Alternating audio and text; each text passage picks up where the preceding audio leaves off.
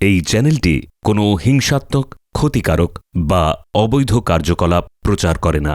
এই চ্যানেলের সমস্ত তথ্য শুধুমাত্র শিক্ষামূলক উদ্দেশ্যে পরিবেশিত। ভারতের মাটির নিচে লুকিয়ে আছে বিপুল তেল ও গ্যাস, হাজার হাজার কোটি টাকার সম্পদ, যা দেশের ভবিষ্যৎ বদলে দিতে পারে। কিন্তু প্রশ্ন হলো, এই সম্পদ কি আদৌ ব্যবহার করা হচ্ছে? একদিকে দেশের ভেতরেই তেল গ্যাসের বড় সম্ভাবনা, অন্যদিকে কাগজপত্র, নিয়ম আর প্রশাসনিক টানাপোড়েন সব আটকে আছে এমন এক প্রকল্পে, যেখানে ইতিমধ্যেই 1000 কোটি টাকারও বেশি বিনিয়োগ হয়ে গেছে। তবু এক ফোঁটা তেলও এখনো বাজারে আসেনি। সংসদের ভেতরে এই নিয়ে উঠছে সরাসরি প্রশ্ন, দেরি হচ্ছে কেন? এই দেরি কি শুধু একটি রাজ্যের সমস্যা, নাকি পুরো ভারতের এনার্জি সিকিউরিটির জন্য বড় বিপদ? আজ ভারত প্রতিদিন বিপুল পরিমাণ তেল বিদেশ থেকে কিনছে, আর দেশের ভেতরে যদি তেল পাওয়া যায় তাহলে আমদানির উপর নির্ভরতা কমবে, দেশের অর্থনীতি শক্ত হবে। আজকের ভিডিওতে আমরা জানব, পশ্চিমবঙ্গের অশোকনগর তেল গ্যাস প্রকল্প কি সত্যিই ভারতের জন্য নতুন আশার আলো, নাকি প্রশাসনিক জটিলতায় আটকে থাকা আরেকটি বড় সুযোগ? নমস্কার, আমি সুবর্ণা, আর আপনারা দেখছেন সমৃদ্ধ বাংলা। ভিডিওটি শেষ পর্যন্ত দেখুন। ভিডিওর শেষে আপনার জন্য থাকছে ছোট্ট একটি কুইজ, যার উত্তর আপনাকে কমেন্টের মাধ্যমে জানাতে হবে। সঠিক উত্তরদাতাদের নাম পরের সপ্তাহের ভিডিওর পিন কমেন্টে জানানো হবে। আর ভিডিওটি ইনফরমেটিভ লাগলে অবশ্যই লাইক করুন, কমেন্ট করুন, শেয়ার করুন এবং আমাদের চ্যানেল সমৃদ্ধ বাংলা সাবস্ক্রাইব করুন এবং প্রেস করে দিন বেল আইকন, যাতে আমাদের পরবর্তী ভিডিওগুলো আপনার কাছে পৌঁছে যায় সবার আগে। পশ্চিমবঙ্গের উত্তর 24 পরগনা জেলার একটি এলাকাকে ঘিরে আজ জাতীয় স্তরে বড় প্রশ্ন উঠছে। এই এলাকা বহুদিন ধরেই ভারতীয় জ্বালানি মানচিত্রে গুরুত্বপূর্ণ বলে ধরা হচ্ছিল। অশোকনগর, এখানেই রয়েছে এমন একটি তেল ও গ্যাস প্রকল্প, যাকে ঘিরে গত কয়েক বছরে তৈরি হয়েছে বিপুল প্রত্যাশা, আবার সেই সঙ্গে বেড়েছে অনিশ্চয়তা। এই প্রকল্প কোনো হঠাৎ তৈরি হওয়া পরিকল্পনা নয়।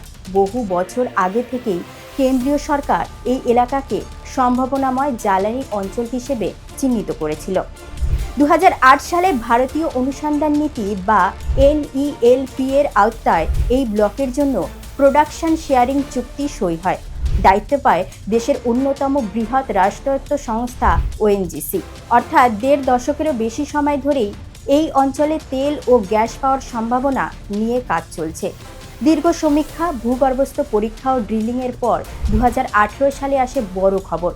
অশোকনগর এলাকায় তেল ও গ্যাসের অস্তিত্ব আনুষ্ঠানিকভাবে নিশ্চিত হয়।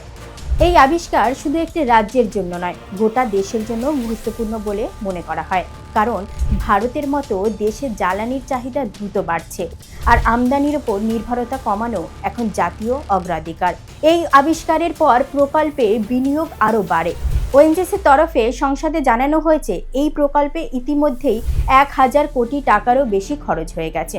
সমীক্ষা, প্রযুক্তি, পরিকাঠামো ও ড্রিলিং সব মিলিয়ে বিপুল অর্থ ব্যয় হয়েছে। এত বড় বিনিয়োগ সাধারণত তখনই করা হয় যখন ভবিষ্যৎ উৎপাদন নিয়ে সংস্থা আত্মবিশ্বাসী থাকে। কিন্তু এখানেই শুরু হয় আসল প্রশ্ন, এত টাকা খরচ হওয়ার পরেও কেন এখনো উৎপাদন শুরু হয়নি? কেন এখনো বাজারে আসেনি তেল বা গ্যাস? এই প্রশ্নটাই ধীরে ধীরে সংসদে পৌঁছে যায়। কেন্দ্রীয় পেট্রোলিয়াম প্রাকৃতিক গ্যাস মন্ত্রকের হিসাব অনুযায়ী অশোকনগর যে বেঙ্গল বেসিনের অংশ, সেখানে প্রায় 24 কোটি ব্যারেল তেল সমতুল্য গ্যাস মজুদ থাকতে পারে। বিশেষজ্ঞদের মতে, যদি এর মাত্র 30% উত্তোলন করা যায়, তাহলে উৎপাদনের মোট মূল্য প্রায় 45,000 কোটি টাকার কাছাকাছি যেতে পারে। এর মধ্যে থেকে রাজ্য সরকারের সম্ভাব্য আয় প্রায় 4,500 কোটি টাকা। এই অঙ্ক শুধু সংখ্যা নয়, এর সঙ্গে জড়িয়ে রয়েছে কর্মসংস্থান, রাজস্ব বৃদ্ধি, আমদানি নির্ভরতা কমানো এবং ভারতের জ্বালানি নিরাপত্তা। তাই এই প্রকল্প আটকে থাকা মানে একটি বড় সুযোগ হাতছাড়া হওয়ার আশঙ্কা। ONGC 2020 সালে পশ্চিমবঙ্গ সরকারের কাছে পেট্রোলিয়াম মাইনিং লিজের জন্য আবেদন করে। দীর্ঘ অপেক্ষার পর 2025 সালের ফেব্রুয়ারিতে রাজ্য সরকারের লিজ দেয়। অনেকেই ভেবেছিল এবার কাজ এগোবে, কিন্তু ঠিক এখানেই নতুন জটিলতা তৈরি হয়। বিষয়টি ঘুরে দাঁড়ায় স্ট্যাম্প ডিউটি ও রয়্যালিটি হিসেবকে ঘিরে। প্রশ্ন ওঠে, স্ট্যাম্প ডিউটি কত বছরের জন্য, কিসের ভিত্তিতে, রয়্যালিটির ওপর স্ট্যাম্প ডিউটি কখন প্রযোজ্য হবে? এই নিয়েই কেন্দ্র ও রাজ্যের মধ্যে চিঠি দেওয়া নেওয়া শুরু হয়। আর সেই সময় আবার থমকে যায় প্রকল্পের অগ্রগতি। সংসদে প্রশ্ন ওঠে, এই দেরি কি জাতীয় স্তরের জ্বালানি প্রকল্পকে ক্ষতিগ্রস্ত করছে না? কারণ এই প্রকল্প শুধু একটি রাজ্যের সম্পদ নয়, এটি দেশের কৌশলগত এনার্জি পরিকল্পনার অংশ। এই প্রেক্ষাপটে কেন্দ্রীয় পেট্রোলিয়াম মন্ত্রী সংসদে স্পষ্ট করেন যে নতুন তেল ও গ্যাস সংক্রান্ত আইন অনুযায়ী বিষয়টি পরিষ্কার। লিজ যদি 30 বছরের হয় তাহলে স্ট্যাম্প ডিউটি পুরো লিজ সময়ের উপর দিতে হবে।